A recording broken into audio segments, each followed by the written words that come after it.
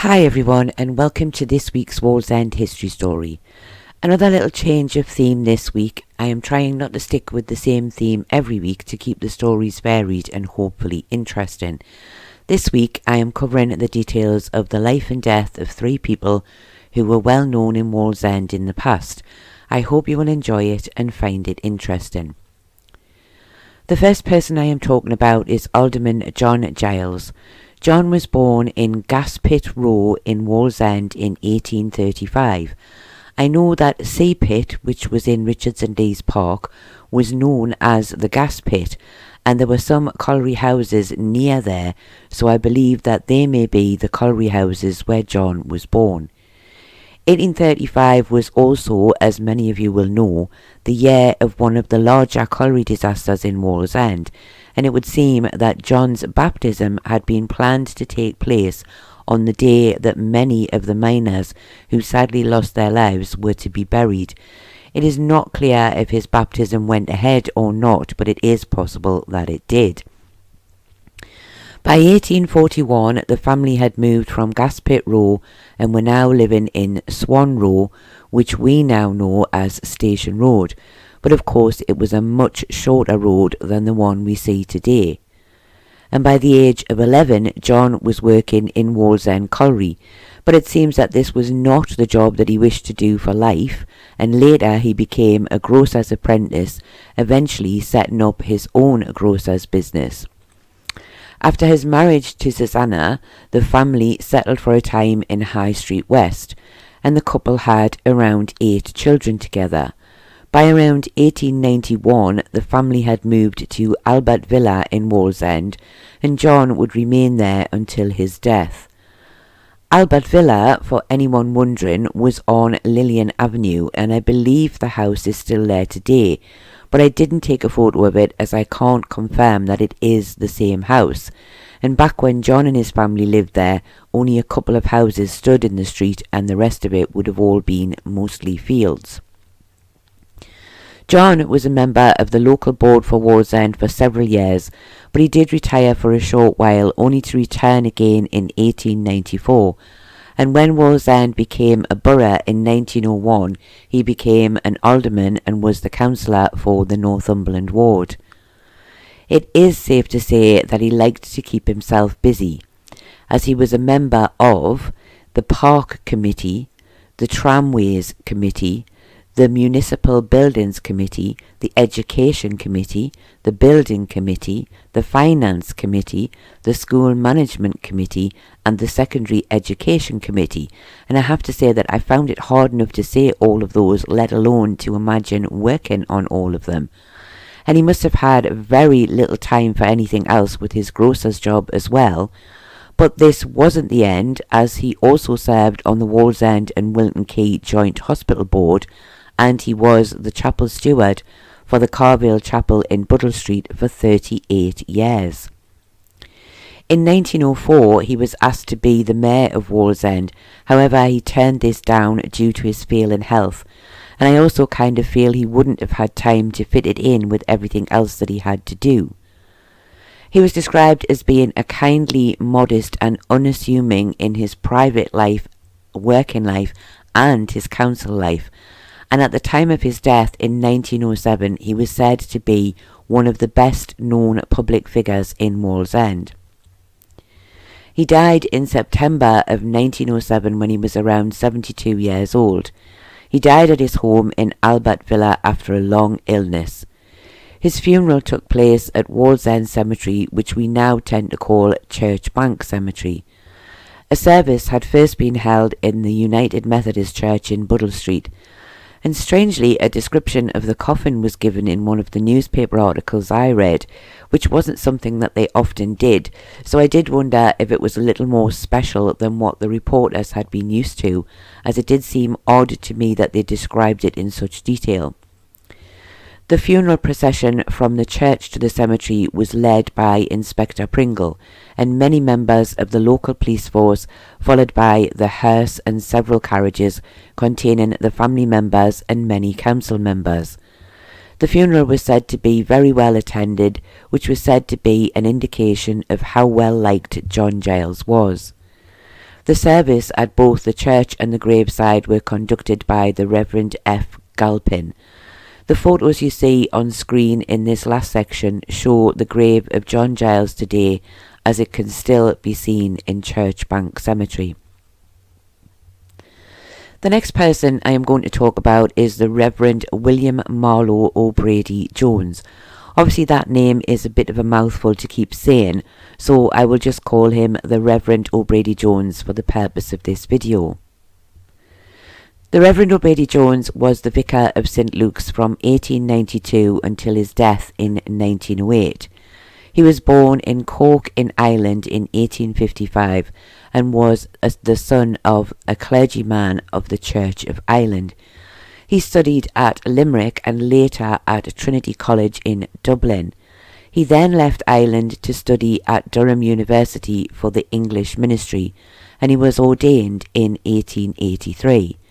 His first ministry was at Newburn in Newcastle, where it was said he had done some excellent work in connection with a working men's institute. These were set up originally for the use of working men and their families, with things available such as newspapers, libraries, and even in some cases cinemas. The Reverend O'Brady Jones was married in 1882 to Madeline. His father, the Reverend Thomas Jones, I did notice the O'Brady part was not included in his father's name, performed the marriage service, and the couple would have 5 children together, one of whom was Kathleen Alice O'Brady Jones, whose tragic story I have covered in another video. It was said that the shock of the death of his daughter did affect his health, and he was never the same after her passing. From Newburn, the Reverend O'Brady Jones next moved to Ersdon, where he was in charge of the mission district of Seaton Sluice. After 5 years, he was transferred to Morpeth, and then moved on to Alnwick, where he was curate for around 3 months. In 1892 he came to St Luke's after being presented with this position by the Reverend Wilberforce, who had at the time been the Bishop of Newcastle upon Tyne. The Reverend O'Brady Jones had worked hard to have the vicarage built for St Luke's, and had helped to raise £1,992 towards the building cost, the land having been given to the church to build on by Sir J.B. Hunter. He was also a Freemason and was one of the founder members of the Carville Lodge. He also founded what was called at the time the Church Lads Brigade in connection with St Luke's Church. He was said to be a friendly and cheerful character and well loved by all of his parishioners for all of the good work he had done in the town of Wallsend. The Reverend O'Brady Jones died at St Luke's Vicarage on January the 14th, 1908. He had been in failing health for quite some time. However, it was said that his death was still quite unexpected. He would have only been around 53 years old at the time of his death. His funeral took place at Wallsend Cemetery, again what we now know as Church Bank Cemetery, with a service at St Luke's Church before this. The Reverend O'Brady Jones had specifically requested that there were no carriages for his funeral, so after the service at St Luke's everyone walked from there to the cemetery, with the Reverend H. W. Elwood leading the procession carrying a cross, followed by the family members and all the other mourners, which included many members of the clergy and Freemasons. The service at the graveside was performed by the Reverend C. E. Osborne, who was the rector of St Peter's Church in Wallsend. The Reverend O'Brady Jones was buried in the same grave as his daughter Kathleen. As you can see from the photos on screen, it is a very simple grave, and although it can't be seen in this photo, his daughter's inscription is at the base of the grave, which is the part that has unfortunately fallen over. He was survived by his widow Madeline and 2 sons, Arthur and Revington, and 2 daughters, Margaret and Madeline. He left the sum of around £2,503 in his estate to his wife. Madeline, his wife, would eventually move to North Shields, where she would live out the rest of her life, dying at the Tynemouth Victoria Jubilee Hospital in March of 1942 at the age of 81 years, and she is buried in Preston Cemetery. The third and final well-known person from Wallsend's past that I am talking about in this video is Joseph Duffy. I have covered some of the life of Joseph Duffy in another video, so I will not go into great detail here as I don't want to repeat a lot of the information. I will mainly focus on the details of his funeral. One thing I did want to mention is that I recently saw a photograph that was said to be the birthplace of Joseph Duffy in Ireland. Although I can't share it for copyright reasons, nor can I completely confirm it to be correct. What I can say is, if it is right, Joseph came from what can only be described as very humble beginnings, as his birthplace is a very simple, small cottage in the countryside. His father had worked in Ireland as a farmer, and Joseph had worked there himself for a short time. He first arrived in Wallsend when he was just 19 years old. He lived in various other places, including America, before returning to Wallsend some 25 years before his death. Joseph Duffy died after a long illness on Friday, July the 29th, 1910, during his term as Mayor of Wallsend, and he was 63 years old. Joseph was said to be a man of great kindness and often helped those in difficulty, and it was said that the town of Wallsend showed their great fondness for Joseph by turning up in huge numbers for his funeral. On Tuesday, August the 2nd, 1910, the Requiem Mass was celebrated in St. Columba's Church by Father Siger of Glasgow prior to the burial service, which was to take place in Wallsend Cemetery, also known as Churchbank Cemetery. The coffin of Joseph Duffy had been resting in the church overnight. At the service at St. Columba's, the funeral march was played by Mr. J. Wardale, the organist of Newcastle, and it was said that the other music played at the Mass was solemn and beautiful. The church during the Mass was said to be full to capacity, with various members of the council and public officials alongside all the family members. The service was conducted by Father Downey, who spoke of Joseph as being a man who was respected not only by his friends and family, but also by the townspeople of Wallsend. He was a generous landlord, and he was a humble and modest man. He was not a man who wished to be the centre of attention, preferring to do his good work from a less public position. Father Downey stated that when Joseph had been chosen as mayor, the appointment had been a very popular one. Sadly, his health had failed, and he had not been able to do the work he had wished to do for the good of the town, having had to take a rest almost as soon as he had accepted the position as mayor, heading south for a time to a warmer climate. On his return he had resumed his duties, but had quickly fallen ill again, and sadly all the things he wished to do had been left undone.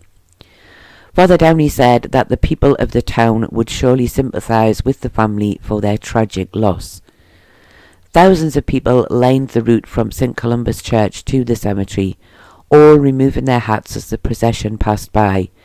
Again, Superintendent Pringle, who had previously been Inspector Pringle, led the members of the local police force in the procession, followed by the members of the Borough Fire Brigade and the Boy Scouts of the town, and the Wallsend military band played the funeral march en route to the cemetery. It was said that the shops and the trades in the town closed their businesses during the time that the funeral procession passed them by. The mourners included several family members along with Miss Duffy, who had been the mayoress alongside her father, and also many members of the council and local public figures, with a list of names of those who attended that is simply far too long for me to include. The last rites at the graveside were performed by Father Downey in the presence of a very large crowd of mourners. A large number of beautiful floral tributes were said to be placed on the grave, including one tribute which read, "In affectionate remembrance of my dearly loved father, from his devoted, loving daughter Mary and son-in-law Engelbert Siger." As you can see from the photos that have been on screen, the impressive memorial headstone for Joseph Duffy and his family still stands today in Churchbank Cemetery. I do hope that you have enjoyed this video and have found these stories interesting. I do thank you all very much for watching, and I do hope to see you all again very soon.